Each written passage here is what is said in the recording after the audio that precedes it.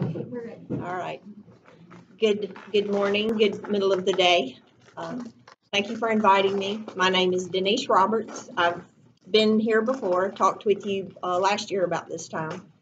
I'll give you a little bit of information about what I do professionally and then a small amount personally.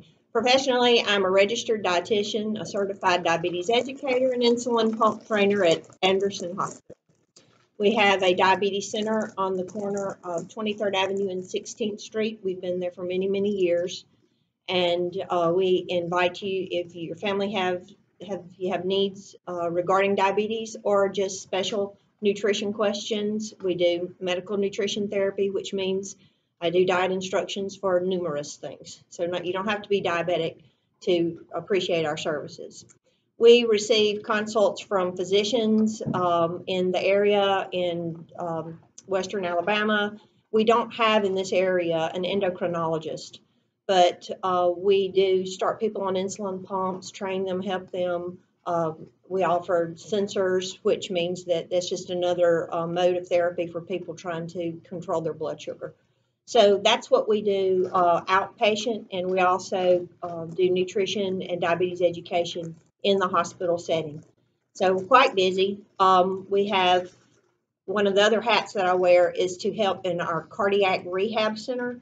So if you go into our facility or you have a cardiac event, and let's say you're either at our hospital or Rush or wherever, and you needed therapy afterwards, you needed to rebuild your strength, be able to get back into work, then I help with the nutrition in that arena as well.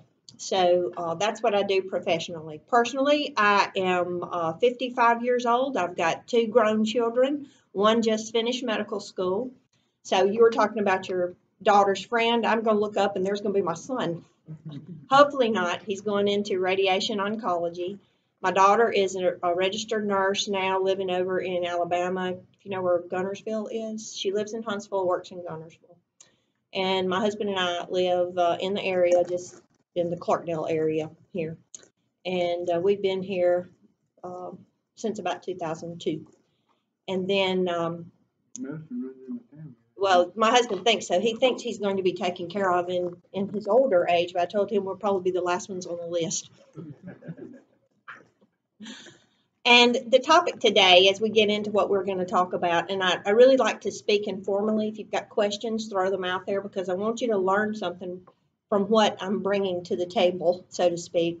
But this topic that you have requested is how do we live healthy and eat in such fast-paced lives that we have? And so my topic is entitled Nutrition in the Fast Lane. And so I put together a little brochure for you, and the brochure has some great information, just some simple things I'd like to run through with you. They're not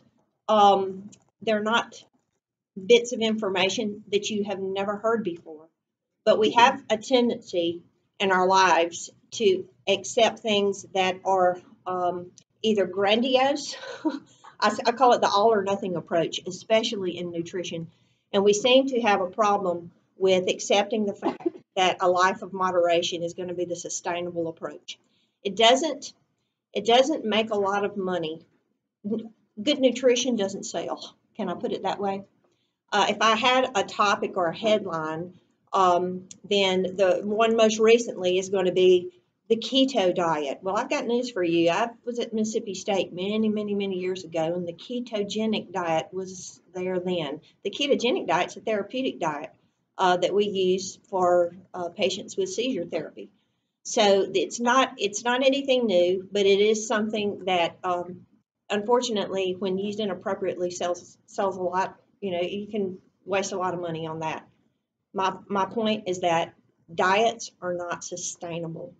And that's why we call yo-yo dieting. You do this for a period of time, then you come off of it. You do this, you come off of it. Let's talk about what we can do to generally have improved, healthier diets, not only today, but next year and the next year and the next year, okay? So that we too can get good reports like this fellow over here did. Great. Okay. All right, so nutrition in the fast lane. Beginning of your little brochure, I'll start out with, we recently, or I guess our legislature did pass that bill about left lane. If you're not going to do the right thing in the left lane, get out of it, right? But do you feel like, sometimes I feel like I spend a lot of my life in the left lane. I'm trying to get somewhere, I'm trying to go somewhere, I'm hurry, hurry, hurry. You're away from your home right now, so obviously you're not working out of your home or in your home, but we are very busy people, and for the most part that's not going to change, is it? So another thing is that as I get into the older years of my life, I'm not raising babies, but now I'm taking care of my mother. So life changes, and all of these different things that we have to do keep us busy. So how are we going to have some healthy approaches to eating when we may be at the ball field? I see people of all ages in here. You might be at the ball field. Can you get a healthy supper at the concession stand? Maybe not the greatest, but I can help you make some better choices because I've been the one that ran the concession stand. So the thing about it is, if you're going through Wendy's, if you're going to Mug Shots, let me help you make some better choices so you don't just throw your hands up and say, well, I just can't do that because my life is different from everyone else's. I got news for you. We're all in the same boat. Okay? So flip over to your next page, the basic nutrition guidelines. The first thing that I'm going to bring again to your attention is this: balance. When you were in the third grade, I don't care how old you are in this room, when you were in the third grade, you learned about different food groups. And there's a reason. That doesn't change. We can put them in a graph, we can put them in a pyramid, we can put them in blocks, but it is still the same approach. Different food groups provide you with different nutrients. We don't even know all the nutrients that God put in our food. How in the world do you think you're going to get it out of a pill? What we need to do is look back at a balance of our diet. So my comment in here is try to choose foods from the food groups. If we revisit that, then you're going to look at, you've got protein as a group. So that could be, if it could be beef, fish, pork, right? The typical things that you know as protein, but also what are other sources of protein? It can be nuts. It can be dairy products. It can be a combination of different vegetables. So protein is going to be one of those food groups that we need. Alas, it is not the only food group that you need. And most people need much less protein than they're led to believe. Okay? Other food groups, either your fruits and your vegetables, your dairy products, your grains, the notorious bread. I have people that walk in and I talk to them about their diet and they say, but I can't eat bread. Yes, you can. We have a society where we like to pick out one or two things. Don't try to live your life just not eating one food, okay? Balance your diet, okay? All right, second thing. Yeah. One thing I've noticed is a lot of people here, at least in the area where I am, drink these, not vitamin water, but the meal replacement, Okay. things. Some of them are protein, some of them are just general. Let's talk about what those are, and that kind of segues into that next thing. Let me treat you as if you came into my office. Everybody's food's made of three components. Three macronutrients provide you with calories. Do you know what calories really are? It's heat. Heat runs your body. And if you need heat to run your body, then a dietitian can figure out how much heat you need. That heat is measured in the term calories. That governs your weight. And it comes from three different places in your food. Actually can come from a fourth place, but I'm talking about food right now. Carbohydrate, protein, and fat. You need all three of those macronutrients in your diet. Vegetables, your starchy vegetables, your fruits, some of your dairy products, your grains, they're going to give you carbohydrate. All you hear about carbs now is that carbs are evil. They're bad. No, they're not. They run your body. So carbohydrate in a reasonable amount is a great part of our diet. But we eat too much. We eat too many carbs and we drink too many carbs. So we get carbs, okay? They're okay. Protein. What is protein? We just talked about that. Your basic meat. You get your protein from. What does protein do? You got long hair, grows your fingernails, rebuilds your skin, maintains your muscle cell mass. Just by eating protein, you don't become Arnold Schwarzenegger, okay? Muscle mass requires adequate protein, but just because you eat protein doesn't mean you're going to get more muscle. How do you make a muscle larger? You guys know this. You work it, okay? And, that's why so many of us struggle with our weight, is because our jobs are this. You're sitting at a computer. You're not baling hay. So our jobs are different now than many jobs in the past. If you think about what your great grandmother did, your grandmother did. My mother, she's 90 years old. She talks about going to a stream by their house and using a washboard to wash clothes. That's 90 years, right? So how do I wash clothes?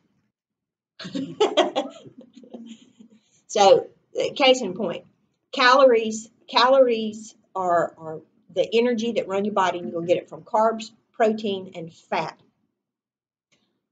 Fat is the part of your diet that you're going to get from mayonnaise, butter, margarine, ranch dressing, okay? The neat thing about fat is that it doesn't take very much fat to give you 2.5 times more calories than the other two. So if I gave you, what's your name? Eva, if I give Eva a little portion, a gram of carbohydrate, and I say, eat this, she's going to get 4 calories off of it. If I give her, no. And if I give you a little portion of protein, it's the same 1 gram of protein is going to give you 4 calories. But if I give you the same weight, 1 gram of fat, you'll get 9 calories. So if you're having a problem maintaining your weight or getting your weight where you want it, you have to look at calories. Where are they coming from in my diet? So first place that I talked, and I'm going to get to the answer to your question here in a minute. But it's a long road to get there.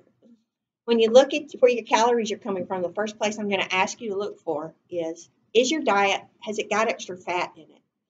When you go through the drive-thru, are you putting, did you get a Baconator that had extra bacon and cheese on it? Guess what? If your lips feel like you put on lipstick or chapstick after you eat it, you got too much fat in your meal. That's a great gauge of it. So when you go to Subway, when you had your sandwich, don't put tons of mayonnaise on it. Try to lighten up on the mayonnaise. Even the dressings that you put on your salad.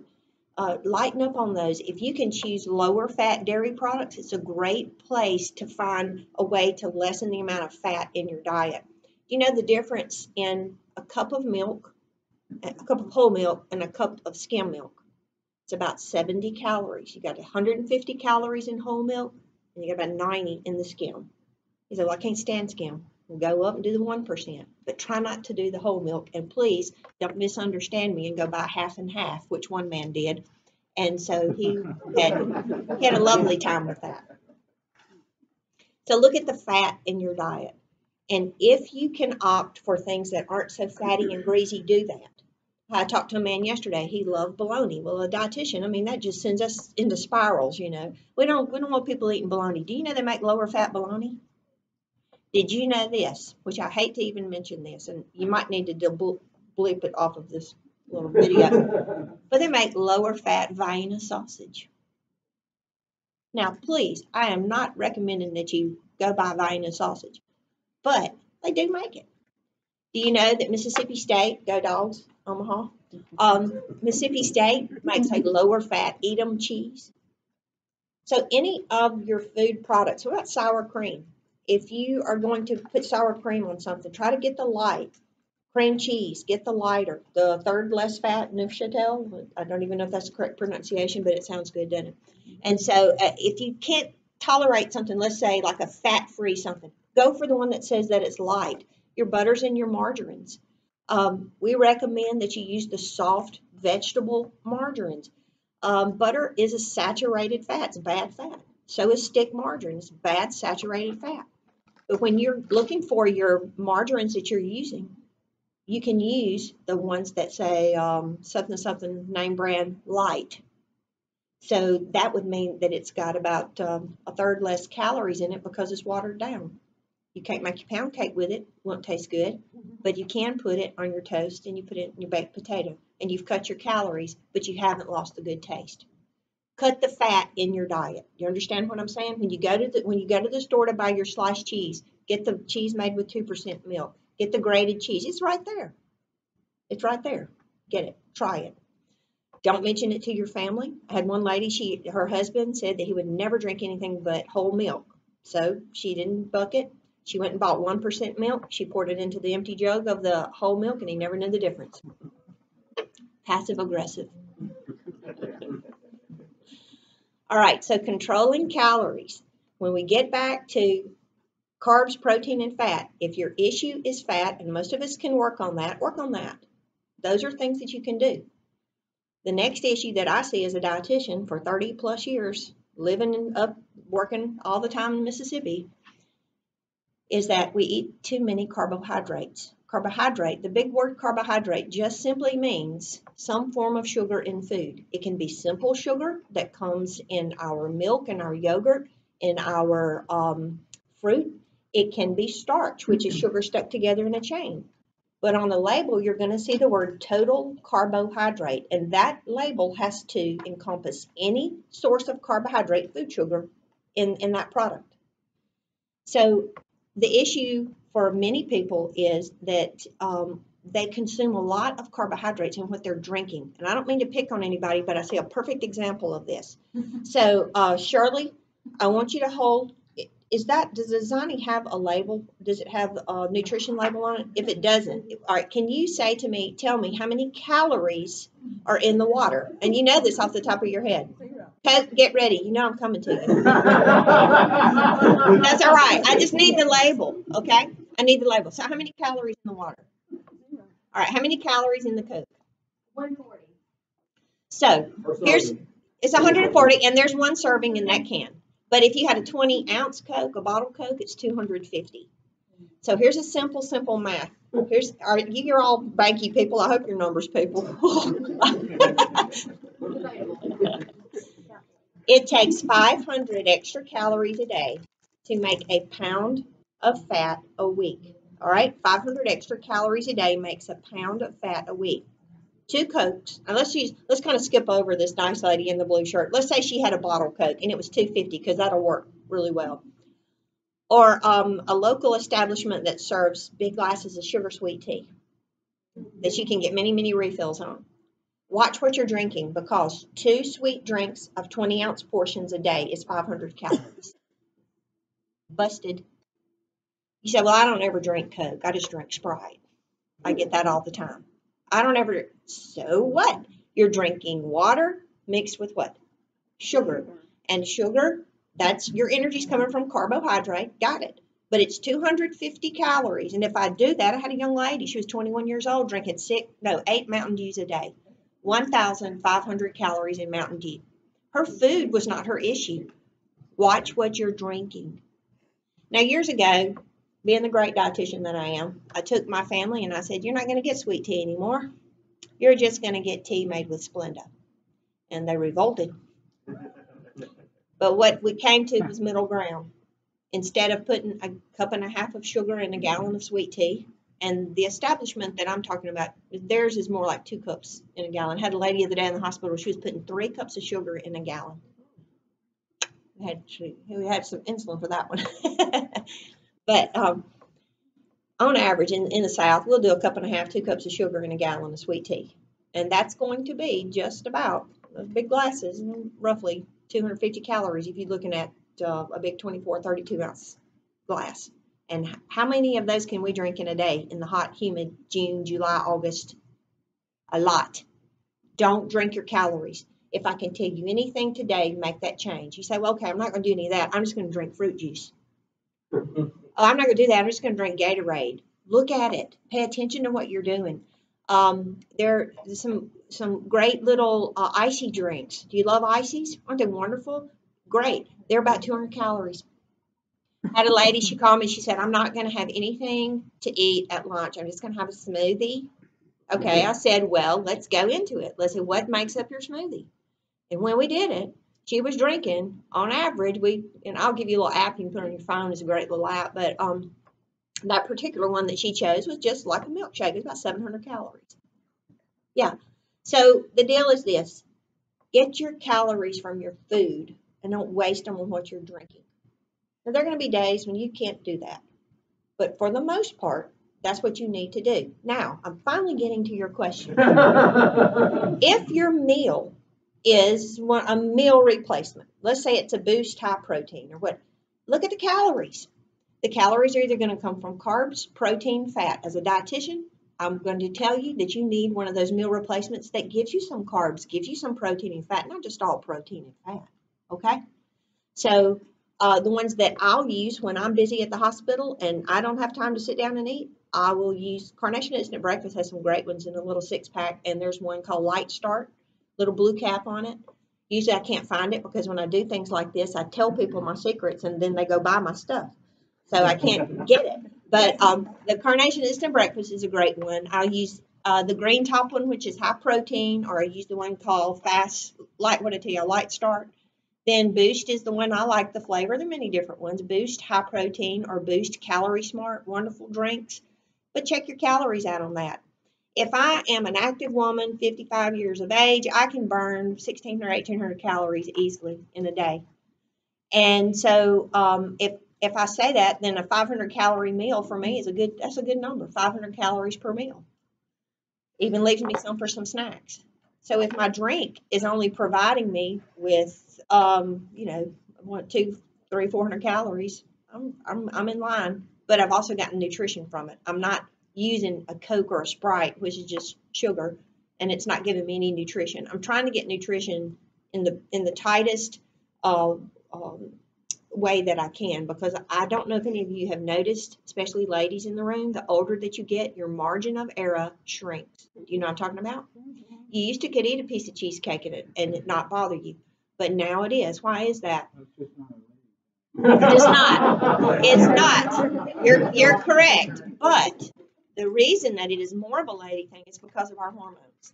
And so earlier in life, premenopausal, we get to lay fat down. If you're putting in more calories, you're going to lay fat down. That's the body. You put in the calories, you don't burn them up, the body stores it in fat cells. You got fat cells, you got muscle cells. Fat cells store the energy, muscle cells burn it. Who in this room has more muscle cells than us? Them. They were born with it. There's nothing you can do about it. All right? But if you take in more calories, you're gonna plump out your fat cells. Now, premenopausal, we can burn those calories faster. You're younger. You've got more muscle mass. But menopausal and postmenopausal, we wind up with the same level, well, not the same, but less of our female hormones, and we've got coming into their arena of the male hormones. So here we go with this. Pre-menopausal, you get to lay fat down in your legs and the back of your arms and your breast. And then post-menopausal, you get to lay it down in your waist. Isn't that great? We get the opportunity to lay it down everywhere. That's why women, my age, older, we go, my waist has never been this. Never had a problem with my waist before, but now we do. So that those extra calories get laid down in the gut area. And it's not like we act like all of a sudden we don't burn calories anymore. It's just that we don't have the margin of error that we used to. So be careful with the desserts, and that'll bring us into some of the other things. How do we watch the calories? Add color to your diet. What do I mean by that? When I asked that you be provided with sandwiches here at lunch, I said, make sure that you've got some lettuce and tomato, some toppings that go on it that are not starchy in nature. Your vegetables can either be what we call starchy or non-starchy. They either provide more carbohydrate or they don't. They all have good nutrition. But in the South, if you were raised like I was, we had the majority of our vegetables were starchy in nature. If you stepped on them, they'd make a paste. That's how you know the difference. And half of a cup of butter beans is 80 calories. And half a cup of green beans, about 10. All right? And a lot of the carbohydrate that's in the non-starchy vegetables is really fibrous, so you're not going to absorb that. So what I'm telling you is this: add more green beans, cabbage greens, turnip greens, collard greens, broccoli, cauliflower, spinach. If the lettuce is good at it, tomatoes, squash, okra and tomato. Those type of vegetables. When you have a plate of food, don't let it be rice, macaroni and cheese, and mashed potatoes. told the lady the other day, I said, rice and macaroni and cheese aren't even vegetables. She goes, yes, they are. And I said, no, I don't want to. I don't want to argue with you, but they're not. Those are grains. She goes, no, they're vegetables in Mississippi. So when you balance a plate, let's say you're thinking about trying to throw together something. Have a lean meat, have a starch, have a non-starch. You got your meatloaf, your rice, and your green beans instead of cream corn. Okay? Good balance of plate, very simple way to make great menus. Next thing, limit your fried food. I like fried chicken like anybody else in this room. I like fried okra. I like fried squash. But my personal goal is no more than 2 fried items, if that many, in a week. One of my most famous or enjoyable meals is a green salad with like chicken strips cut up on it, like a Cobb salad maybe at Chick-fil-A. I like that.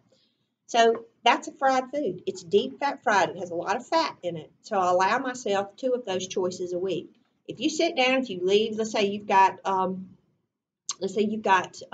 meeting that you have to attend, and you get a choice as to wherever the diner's going to offer the meal, and you've got fried chicken, and you've got fried vegetables, and this fried and that fried. Try not to have any more than 1 fried thing on your plate. And a good rule of thumb is no more than 2 deep fat fried items in a week. Now, to start out with, that's hard to do. But let's say you're a busy mom, you run through and get some chicken strips for supper. You don't have to you can put a baked potato and green beans with it for supper. That's a great meal. It's not like you can't have any fried food ever again in your life. It's not even reasonable. That's why I find that people get disgusted with diets and nutrition, because you're putting unreasonable goals in front of you. It's just like a lady that came in the other day and I said, what is your weight loss goal? She said, I want to weigh 130 pounds. I said, when's the last time you weighed 130 pounds? She said, the 6th grade. I said, you're not going to weigh 130 pounds. It's not even reasonable. All right. Here you go. Ready? Pay attention to what goes into your mouth. You know we need to pay attention to what goes out of our mouth. But pay attention to what goes into your mouth. I have told my husband, I think there's somebody that lives on my road and I think it's a woman, because about every 3rd day on our road, I pick up the garbage from my house back to the highway. There's a McDonald's bag, and it's thrown out the window. And I think what she's doing is she's consuming her food before she gets home, and she chunks the bag out the window. And then she tells her husband, I'm not hungry. I don't even want any supper. And that way he thinks that she is really working on her diet. So one day I'm going to bust her. I'm going to find out who it is. But we drive down the road and we eat. We don't pay attention to it. We think if it's in the car and we're eating, then those calories don't count. Had a man come in. I'm telling you, I've done this for a long time. Had a man come in, and we were trying to help him with his blood sugar control. And he said, I don't understand. I gave myself the insulin I was supposed to, and I counted the carbs and all this kind of stuff like you told me to. And I said, well, I don't really understand either, because if you counted them like I'm telling you to, I don't know why your blood sugar went to 350 2 hours after your meal. He said, well, can I ask you a question? I knew something was coming. He ate at a Mexican restaurant, but he had the fajita, and, we counted it all. He said, does the stuff that you eat before the meal count? I said, like chips? Oh, yeah, like 3 bags of chips. 3 bags of chips. So pay attention. We are notorious for having snacks at our desk. We are notorious for eating while we're watching television, movies. If you put a bag of chips in front of you, they will be gone by the time you get through with that movie. You're not paying attention. If you want to eat in front of the television, then have a designated amount of food. Have your sandwich and put a handful of chips on that plate, and let that be it. Next thing it goes to is pay attention to what goes into your mouth at all these places. Choose smaller portions. We are also notorious for thinking that's not going to fill me up. I went up to my mom's house, was raised there. Go into the cabinet, been a dietitian, long time. I open the cabinet and go get me some cereal. I look at the bowl and I go, gosh, that's a small bowl. That's the bowl I grew up with. Look at your cereal bowls. Some of them are larger than your nesting mixing bowls. You know what I'm talking about? Your mixing bowls, large, small. So some of these cereal bowls are this tall, some that come with your dinner plates, and this big around. When you eat a bowl of cereal, you eat a bowl of cereal, don't you? So if you look back and you say, you know what, maybe I can just fill it up, maybe not quite like where it's falling over the side. Let me back off a little on my portions. I had a lady who had some great success in weight management just because she said, you know, I didn't have bad food choices. I just ate more than I needed. So she began to say, I'm going to leave, whatever it is, I'm going to leave 2 bites on my plate. That's hard to do, but try it. Try it, and all you're doing is just cutting back. Watch your portions. When you eat out, we're all going to eat out. Let's say you can get the foot long. It's the better deal. But ask them to cut it in thirds. Just because you can cut it in halves, ask them to cut it in thirds. You'll be surprised at what you will be satisfied with just a smaller amount. Wait 20 minutes is a rule. We have a medicine, a whole classification of medicines in diabetes that really is a gut hormone. You have hormones in your gut. Right now you're eating and I'm yakking and you're saying, okay, in a minute you're going to start feeling a little bit fuller than you did when you came in here. Why? The hormones in our gut sense and tell our brain you're getting full. It takes at least 20 minutes for you to recognize that. By that time, we've had 4 extra pieces of pizza. We've had 2 pieces of lemon icebox pie. You see what we're doing? We're out eating that sensation. Have you ever seen the drug Victoza advertised? That is what that is. It's a gut hormone. It looks like insulin. It's not insulin. It's a gut hormone. You make it. So wait 20 minutes is my rule. I try to do it myself. You know, I'll be at the house and I'm eating my sandwich and my chips, and I was like, man, I really want some ice cream. I love my Jamocha almond fudge ice cream. None of those people I talked to today are ever going to know if I had it. But I said, wait, I'm going to wait 20 minutes, and guess what? I'm full. And the older you get, it doesn't take as much to fill you up. You don't believe me, but try it. Leave a little bit on your plate and wait 20 minutes. If you're still hungry, go back. You're grown, go back. But if you wait 20 minutes, that's why at work you have the ability to control your appetite better than when you get home. All right. Make healthy choices a lifestyle. This mess about going on a diet. I never put people on diets. I tell them change your habits. You change your habits, you change your life. You change your habits, you change from here, 6 weeks from here, 2 years from here. You know, you change how you look at your approach. So fast lane choices. Am I still okay? Okay, so fast lane choices. I just threw some things together for breakfast, lunch, dinner choices, and I won't go through all of them, but a good idea is to couple carbohydrate with a little protein. So here's an example. If I had yogurt and I had the choice of buying regular yogurt or Greek yogurt, I'm going to buy Greek yogurt. It's got a little more protein added to it simply because of the process. It's not because it's from Greece. It's the process of how it's restrained. So you've got a little more protein added in there. That's a very common breakfast for me. So I'll have my yogurt and I may throw in a granola bar, crunch it up, and hit the road. Or I may drink one of those Boost high proteins. Or I could have some carb in the form of toast and put some cheese on it using the lower fat cheese. So I had carb and I had protein, and I try to do that at every meal. You had carb and protein today. You had carbohydrate in your sandwich, in your bread. Where's the protein? The meat. Where are those extra non-starchy vegetables we wanted? If you put lettuce and tomato and pickles and onions, throw them in there. Add those whenever you can to your meals. Lunch, there again, try to look at ways that you can eat smaller portions and decrease your fat intake, because for the most part, that's our biggest problem with our lunches, is that they're very fatty, they're big portions, and whatever we buy, we're going to eat. But you can get a carry out. And don't forget that. You're not always going to do it, but if you do it the majority of the time, then that's a great thing to help you with your weight. Dinner and supper. If your lunch was heavy, lighten up at supper. Try not to have your heaviest meal at supper. That's difficult when you're away from home all day, and that's the only time you've got with your family. So look at what you're doing. Look at what you're able to do in your circumstance. But even if your cooked meal is your supper meal, try not to let it be so heavy that it is impeding your good progress that you did at breakfast and lunch. The wait 20-minute rule, won't go into all of that, but let me put maybe a simple way for you to be able to gauge portion sizes. And I'm sure most all of you have heard, look at your hand. That's a good size portion for me. The fist, but I'm going to tell you something about a lady's fist, something you guys may have seen before. A lady's fist is the same as a cup. So if you had a cup of something, let's say if you wanted to say, well, how much starch should you have? How big should a potato be? Try not to have it any larger than your fist. You use yours and you use yours. So if I ate last night at a local steakhouse and the potato was about the size of my fist, it wasn't, you know what I'm saying? It wasn't mine and Eva's fist together.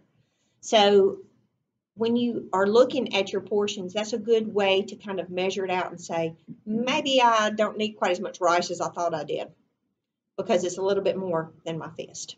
Okay.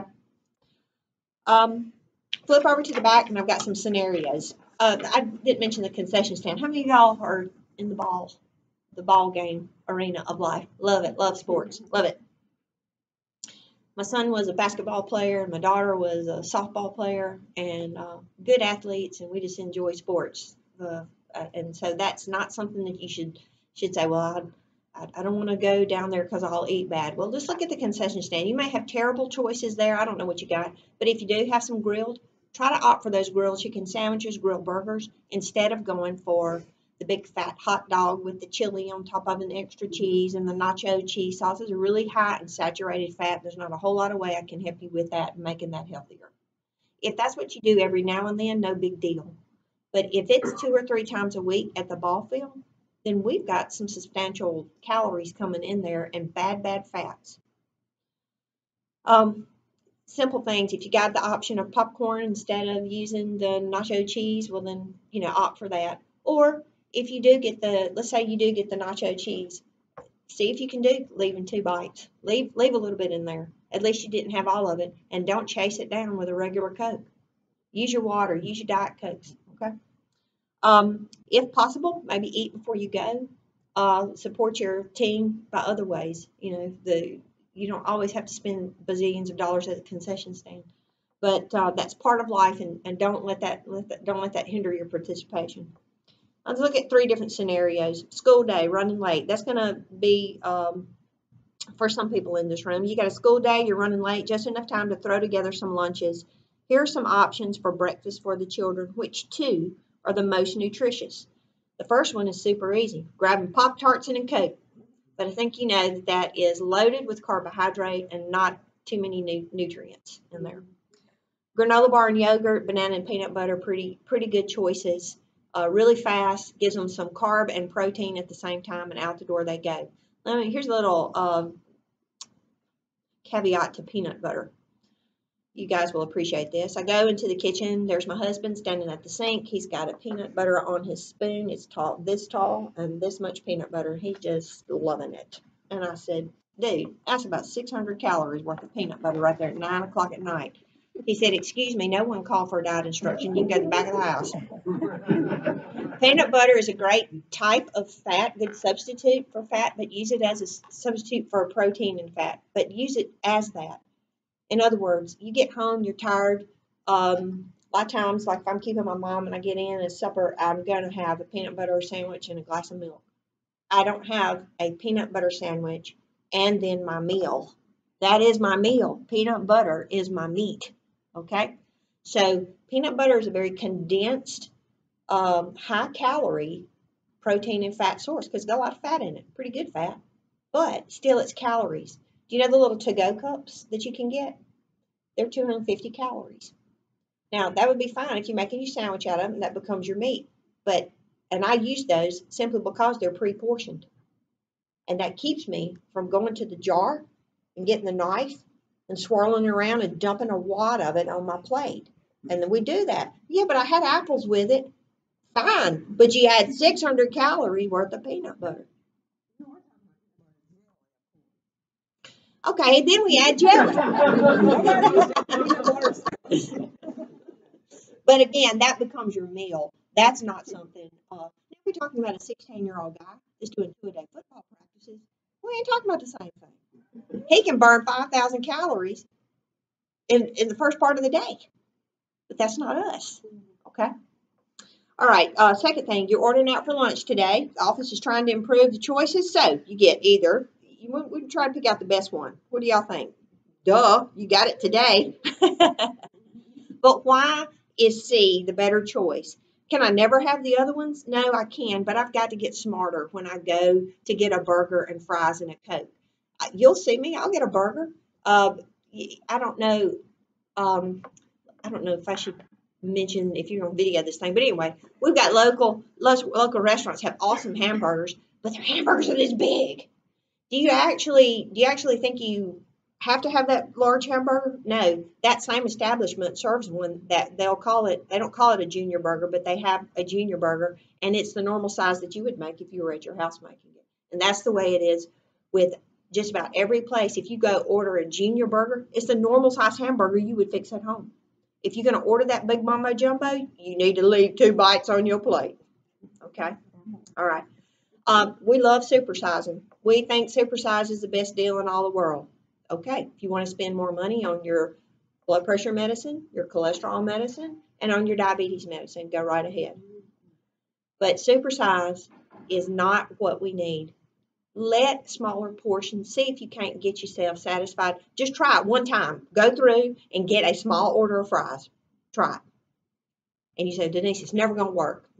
Let's see if we can try. Okay, just try it. Last thing, a meeting lasts longer than expected. You won't get home until 6, nothing prepared for supper. So, which option? It would be the least nutritious. So, you got fried chicken, potato logs, and a roll. Or we could do bacon, lettuce, tomato sandwich, got light mayonnaise, lean deli meat, fresh fruit, or we can do a thin crust pizza, add a bowl of salad, tiny whole carrots. You know B and C are going to be the dietitian's choice there. Not so much fried. Not so much fried. Because the calories are super laden in the deep fat fried. Your fat sticks into that batter. And that's why you battered it. All right, I'm going to leave it open for questions. I made you some little cards. And the cards are for you to stick in your car. You know, right when you're going through the drive-thru, I want this one sitting right there. And it's going to say caution. The first thing I want you to do is don't choose the regular beverage. Now, I have people that come into my office, and I know this is probably opening a can of worms, but they'll say, well, I don't have Diet Coke because diet drinks are just as bad as regular drinks. That is an incorrect statement. All right? In a regular drink, how many calories are there? And let's with a 20 ouncer. 20 ouncer, because I don't want to be singling out the lady in the blue shirt again. So 20 ounces is 250 calories. Diet Coke is what? 0. Okay, Sprite is 250 calories. Sprite Zero has 0. Gatorade, bottle of Gatorade is going to run you 150, 200, some depending on size. How about Propel? About much of nothing, about 10. What they do, there are many different sugar substitutes. And if you want to get your nutrition knowledge off of Facebook and the internet, that's your business. But that's not what I recommend. So what sugar substitutes are different. They come from different sources. But if you're thinking about, let's say, Splenda. Splenda is the sugar molecule adjusted so the body doesn't recognize it as sugar. And so it is non-carbohydrate in nature. Saccharin is old. It took 60 pounds of saccharin fed to a rat to make it carcinogenic. 60 pounds of saccharin. I'm getting no response from you guys. That's a lot. I mean, it's ridiculous. It's an exorbitant amount. It takes an exorbitant amount. What you've heard about equal is aspartame. It's 2 amino acids. You get that when you are eating your meats and any food that's going to have a complete protein in it. It's going to have these in there. There is a medical condition that's tested for at birth that if you can't tolerate phenylalanine, then you are tested for that at birth. It's called phenylketonuria. So you ain't got that. You can handle it. But like my friend at work, she says, every time I drink that Coke Zero, I get a headache. I tell her, don't drink it. She drinks Diet Coke, no problem. I'm not going to argue with her.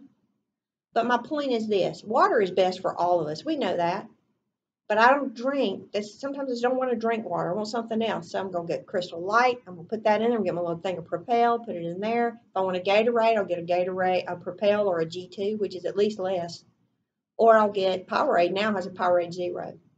They're different sugar substitutes, and now they're making different formulations of them. Have y'all ever seen the commercial for the guys like Jeremiah Johnson? He's in a kind of a boat with a bear in it. He's going down the river, and it's the Diet Dr. Pepper for men.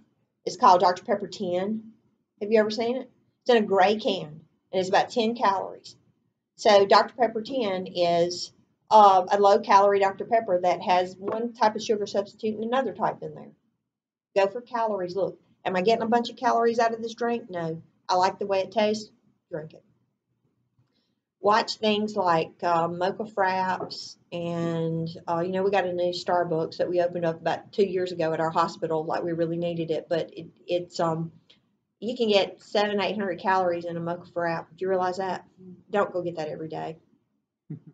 Blip that out of this video too, because the guy that's over food and nutrition that writes my check probably just. All right, I'm gonna open it up to questions. Some kind of drink every day, like if your cup of coffee has an artificial sweetener, and then you drink it one Diet Coke a day. If you're having some type of artificial sweetener every day, is that bad for you? No, it would take, and I could go back and look it up and really give you the numbers on it, but it takes, like I told you, it takes a bucket load of it for them to really have what they're looking at in research. And if they come out with anything different, I'll change what I say. But I'm trying to go by what research actually is, not by what we want to hear. They're looking to see if any of the sugar substitutes cause the body's cells not to want to pick sugar up as effectively as it should.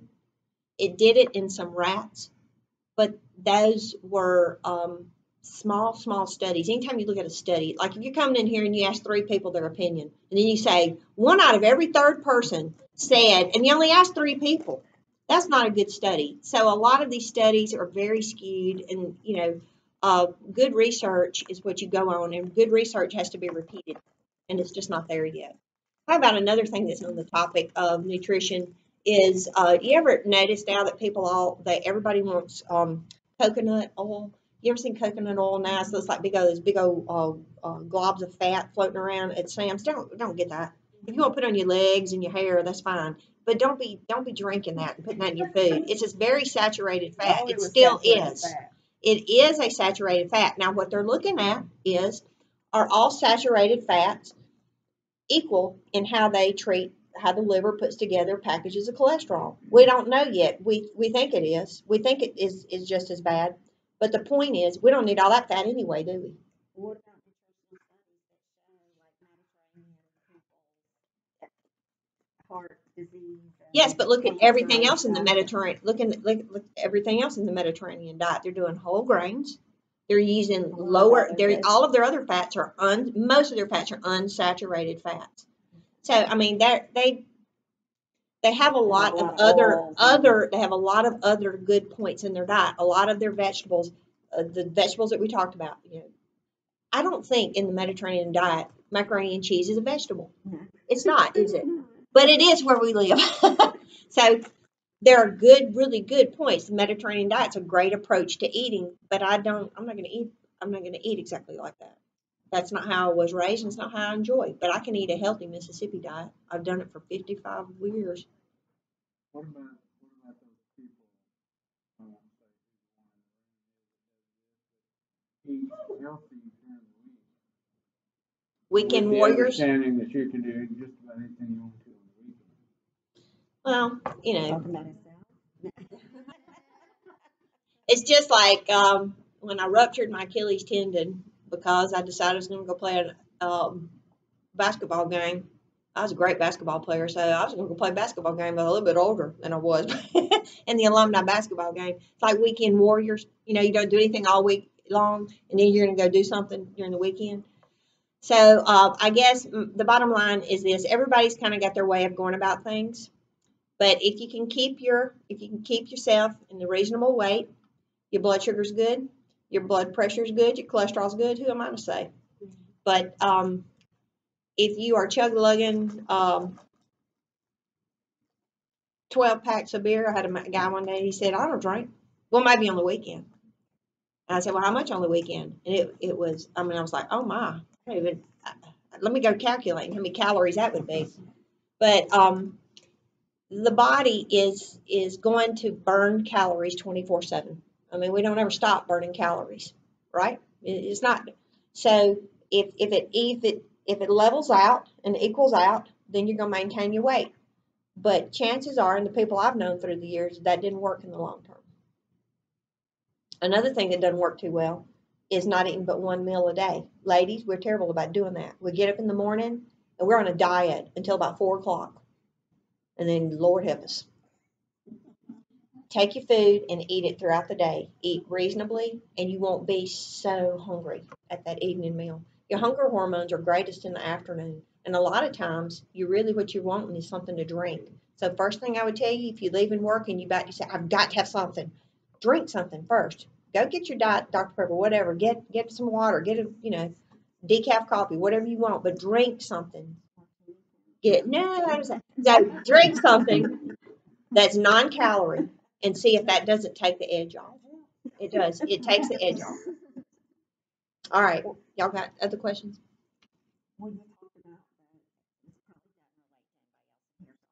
It relates to everybody, Eva.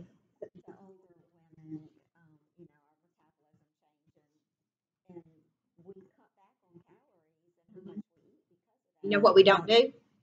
What about adding weights and stuff like that? We don't. Yes, absolutely. And that is the perfect plan. Is don't just cut your calories, cut your excessive calories, but increase your movement. Instead, I tell the nurses at the hospital, instead of going, can I help you? Get up. Get up and walk. They're showing many studies that our movement during the day, y'all got stairs here? I know you got stairs.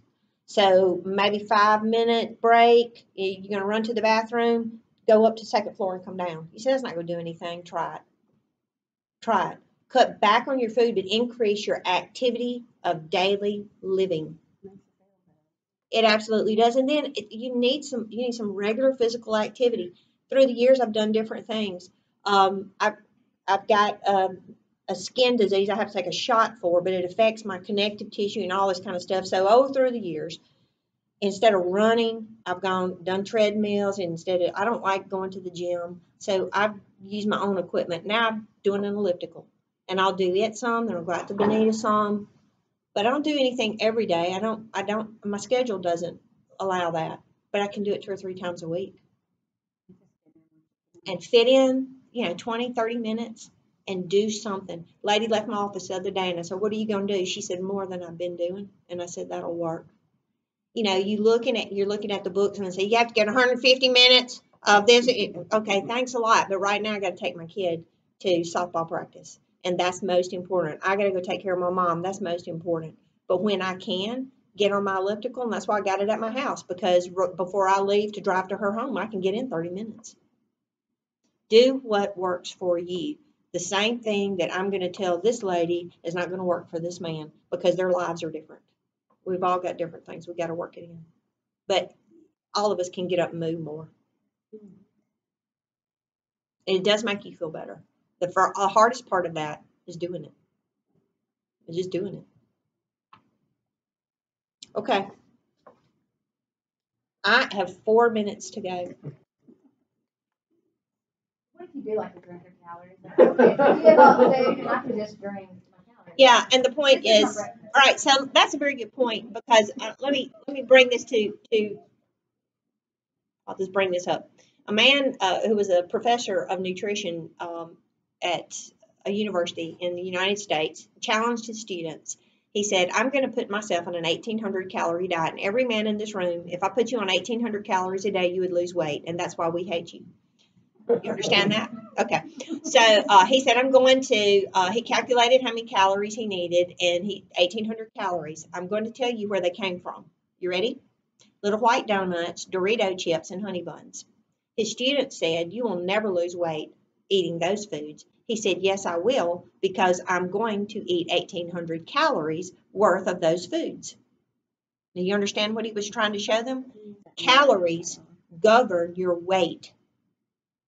Where you got them from is your choice. But if you want to have a diet of Coke and chips and you want to have a diet of 1,200 calories of Coke and chips, you can do that. Absolutely, there will be other ramifications. Because when you start looking at your fingernails and they're like, well, what's the matter? I don't. Okay, so you've not gotten the nutrition that you needed for your body. You go and your physician says, oh, your hemoglobin level is like a 9. You have no good iron stores. So the point of good nutrition is just that. It is nutrition in these foods. If you want to get some of your calories from your drink and you can maintain your weight and your blood sugar and your blood pressure, I got nothing to say to you.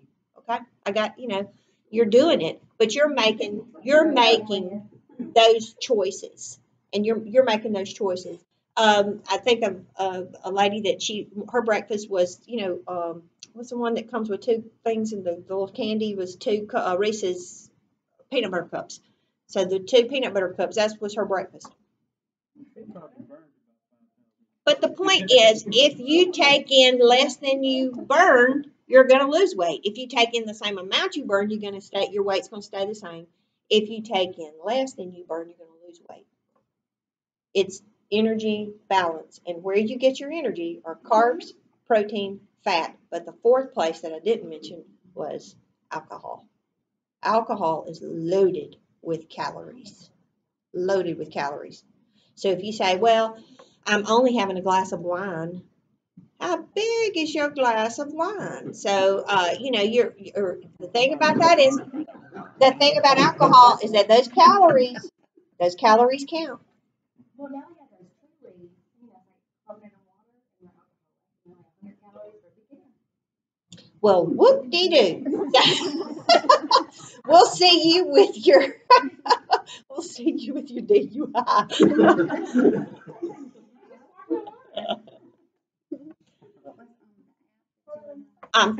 Thank you. So the one that I really enjoy, there are tons of them out there, but it's Calorie King. Calorie King. They also have a book that goes with it, but me and my bifocals, I have to have it's larger print because the Calorie King original book is about this big, that fat, and the font is so small. But it just basically lists many of the foods, many of the restaurants, and how many calories, carbs in that booklet. But it's called Calorie King is the app, and they also have a website. So it's a very dense database. A lot of the other food lookup sites will use that as their database. But that's a good one. Do they even have, like, from restaurants and fast food places? Yeah. All right. So I'll pass my phone around, like Calorie King. And I was looking in here. My lady this morning's on insulin pump. We have to help them put in how many carbs. She was doing peanut M&Ms, and I didn't have the bag with me, and I couldn't remember off the top of my head. So I just typed in peanut M&Ms, and I'm looking it up under that. So the app looks like this right there when you get it, and just pop it, and then you type in the name of the restaurant, you type in the actual food. But if you can be pretty specific, then you won't get so much data. Mm-hmm. So, but it's a free one. It's a good one. They've got a bazillion. If you go onto your app store and look up calorie counting app or carb counting app, I would do it under a calorie counting app, and it's a really useful tool to have. That it kind of is an eye-opening experience when you wanted to go get the mocha frap, but you realized it was 800 calories, so maybe not. Or guess what? If I did get it, maybe I could get what size? Small.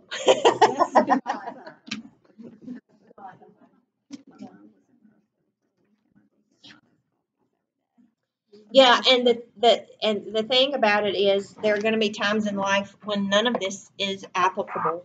You think, I can't do this. I've got this person in the hospital, this person in the hospital, do the best I can.